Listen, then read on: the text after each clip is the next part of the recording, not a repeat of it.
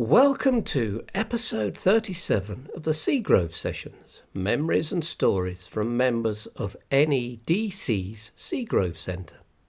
In this episode, we hear from Alan, his childhood at Lily Hill Terrace and his adventures as a 6-year-old escaping to go watch the trams at Northfield Broadway, his many delivery jobs before and after school, and his eventual career in the printing industry.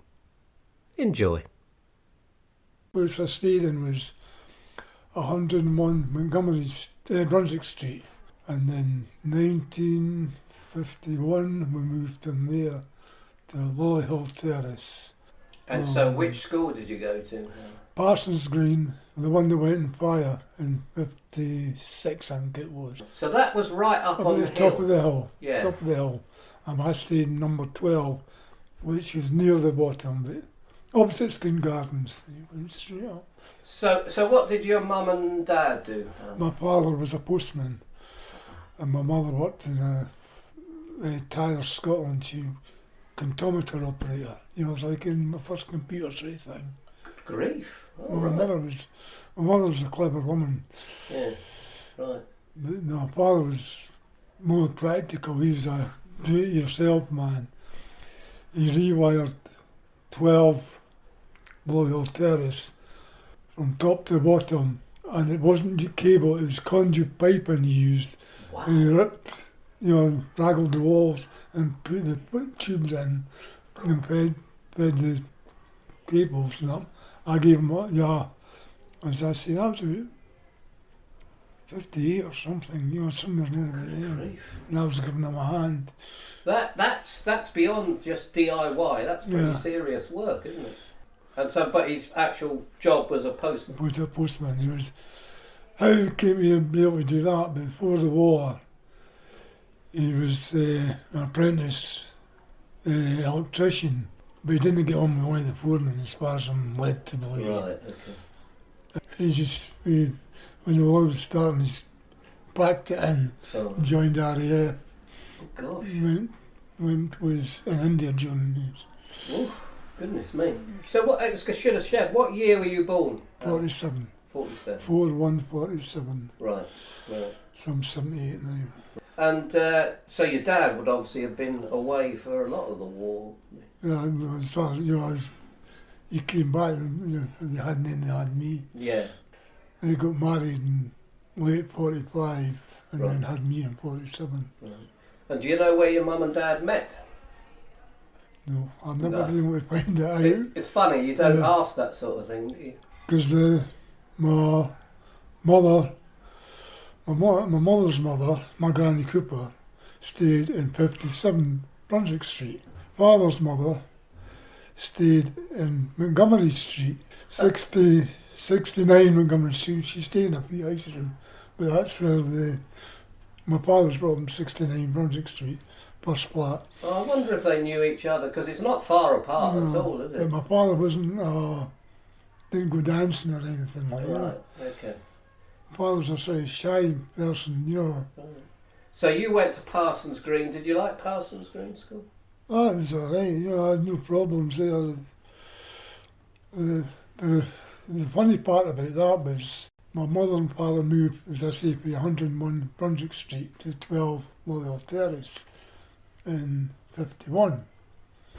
Because my sister was born, 1950, because my sister was born in 51. So she went to school, it was just up the hill. Of course.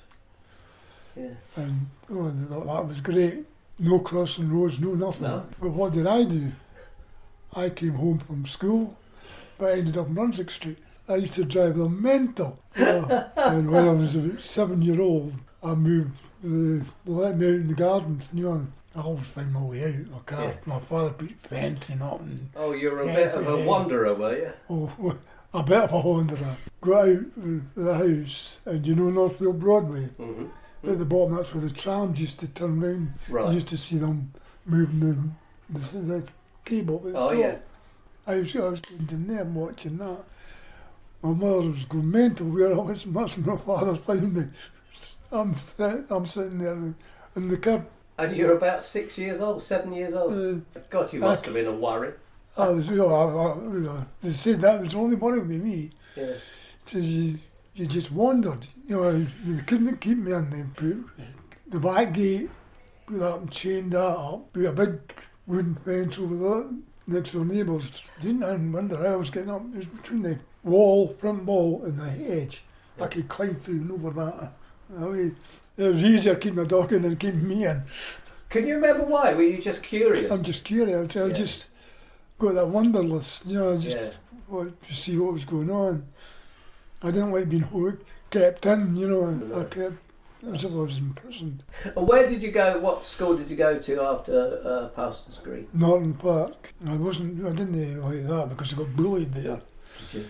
Yeah, but I didn't, couldn't settle there with that. I liked out of school work because when 11 or 12, I got my first job as delivering milk up Lollyhill Terrace. That's like up Parson's Green Terrace and right up Lollyhill Terrace to the top just where the bowling green is. That was milk. Yeah. Then I got greedy. I took papers because I was going that way anyway. I said, the Russell was the woman that had the paper job. Yeah. I'll deliver your papers. Yeah. And a couple of years later, the bakers opened up in Parson's Green Terrace, Boyd's the baker. All right. I just says to him jokingly as I was passing, "Yeah, rolls you want delivered." He says, "You being serious?" I says, "If you want." I said, "I won't pay for it." He said, "Oh, I will pay you." Oh. So I had the smoke barry with a bag with papers in it, going up Parson's Green Terrace to where the steps, at the bottom of the hill, went up to Considine. Went from there right up to the top, past the school, and the old buildings are on the same jeweller on at the very top. Yeah. And that's as far as I went then. Right. Goodness me, you were delivering everything in Lilyhill. And then I was doing papers at night in Meadowbank Crescent right along. You must have had quite a nice little income coming. I was when I was at school, I was delivering papers, I was delivering rolls, and I was delivering groceries to Shaw's the grocers. It's opposite the Meadowbank Stadium, snooker centre is. Oh yeah. It's a snooker centre there. Yeah. I used to run a bike. I just wonder I never kill myself on that bike. Sounds like it, yeah. Because there were a lot more businesses and shops in that bit, wasn't there? On the front street from the Golden Gates pub, Yeah. Danny's the cafe. Oh, cafe. Oh, right. The Italians had the cafe. And you had butchers, Paris the butchers, and you had fishmongers, and you had the dairy, and I delivered milk for it. And then there was a chemist. Chemist came after the dairy, and then, as I said, the chemist, then the paper shop, Russell's the paper shop. Then you went past a few older buildings, and you had Hyman, the dentist. I hated. So I always remember I was 6 or 7 year old and had to go to the dentist with my mother, and I was getting a tooth out, and the jags you were getting, you were yawn-sized, and put it in my mouth. That was giving me frightened enough, and it was sore. That put me off dentists. Would do. That stays with you, doesn't it? It does. I've hated dentists ever since.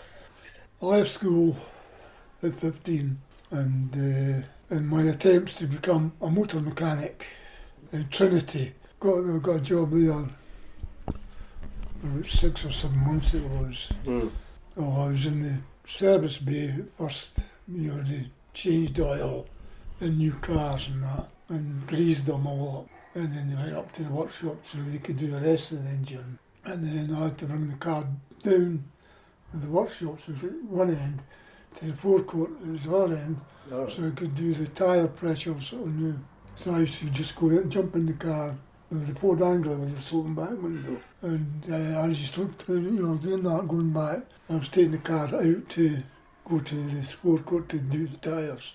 But outside, as you come into the garage, it had a big sign, sound horn before entering. Well, of course that doesn't bother me, I'm going out. Next thing, bang! And a car came in and without sounding the horn. It was a brand new Ford Anglia 105E. He came in a Ford Classic, a new Ford Classic. Oh no. He was a sales director. Oh, yeah, Yeah. right. Who gets their books? Yeah, precisely, yeah. You read in the sound on, bye-bye. Oh, that was it? That was me, I was out my neck. I was unemployed for a couple of months or something, and then got a job in rags, what was the name? Rag store in Buntington Road. It was sacking, and we were making into wee reels for putting around pipes, Okay. and I wasn't happy with that. And somebody got me a job in Martin's Vehicles at Grove Street. So I went up there until I had a fight with a boy and they got my thumb from there to there. And I just went mental, blood pouring out of me. Oh, I got my books because he was a friend of the rep. And then because I was unemployed for a wee while, and went on holiday with my mum and dad and my sister. Funny feeling was that luckily there was a caravan site. Going there and then coming back to there. And my mate stayed in Dalgetty Avenue. There was a printers there called, it was Inverness, but it was Fines before that. yes. Inverness took over. And I went up to see Billy. He wasn't in, so I said, I'll just chat and see if there's any jobs going. So as I say, it must have been just after trade spotlight or something like that. Andrew Dixon, who employed me, says, you're dead lucky, son, there's a job going, you're a warehouseman. So yeah, I says, fine, that's brilliant. Yeah. So I started there in '63, I was in the print trade till I retired. The Edinburgh from 63 to 74. 63 to 70 was at Maryball Road. And the other years was in McDonald's Road. And then from there, Andrew White's in Easter Road. Right, I On know. Northfield Street. I was there. I got made redundant there because the person sold the building to make into flats. But that's one job, and there's one good thing about it. I got myself up to deputy foreman. So I was quite happy with that because my father had wanted me to join the post office. And I says, I'm no working shifts. I'll find someone else. And that's when I went, as I say, I went in the print trade. I was there and I got the foreman that was there before me to a heart attack, and he was whipped into hospital, so I was stepping in to do his job. The management came up to me, Molly's coming back. I said, that's fine. He says, no, but on you, carry on as foreman. I says, no way. I've got scruples. I'll step back. I says, I don't want to step in the boy's toes. I said, even the boy who wasn't very good at his job, after his heart attack, I was there to support him. Yeah. I'm not there to kick him out the door. That was one of the best decisions I ever made, I think, as a warehouseman. Right, so can you describe some of what you would be doing as a warehouseman? They send shades down for paper to go to certain departments. I was laying it off, taking it to the department I was going to, and keeping an eye on the stock, and unloading lorries and loading lorries. And I done it for years, so I was quite happy doing that. And what did you do in your time off? Did you go dancing yourself? Well, went dancing and then went dancing, went to the graphic club, met my wife in the graphic club in Brunswick Street. Speedway started up again, started going to Speedway every week, once a week. And tell me, what's the graphic club, you said? The Printers Club, it was a Printers Club. I don't know if you knew Brunswick Street at that time, there was a garage, Bell's Garage, and furniture removers. And right opposite it, at the top end of Brunswick Street, there was the graphic club, right. The Contentables Club. Oh, right. When I was, as I say, when I was growing up in Molly Hill, I went to Danny's Cafe and the Speedway, and that was the crowd I was with were just a couple of years older than me. So through time, I ended up going to Golden Gates with them. They were 17 and I was 15. You could get away with that then, couldn't you? And the best laugh about that was my mate Brian Durston. He stayed in Moorsley Terrace. His mother and father, his father got a job in London with the firm he was with. Right. But he got his promotion. So he came and stayed with me at Molly Hill. And when my mother and father moved to Craigington Avenue, he came with us as well. Oh. So I was just my holidays going down there, but there was one time we were in the Golden Gates, Brian and I, up in the lounge. We were having a drink, and Davy Marshall, the manager, came up. And he says, oh, it's no you about to speak to Alan. He says, I know you're all right. Brian, are you 18? Brian says, funny you should say that, David, it's my 18th birthday today, and I was 2 years younger than him. You were lucky. Brian didn't, he says, I didn't kind of laugh or crown me. That was episode 37 of the Seagrove Sessions, Alan's Stories. For more episodes of our podcasts and information about the work of NEDC, go to www.nedc.org.uk or follow us on Facebook, NEDC Seagrove Centre. Thanks again for listening. Catch you in the next one.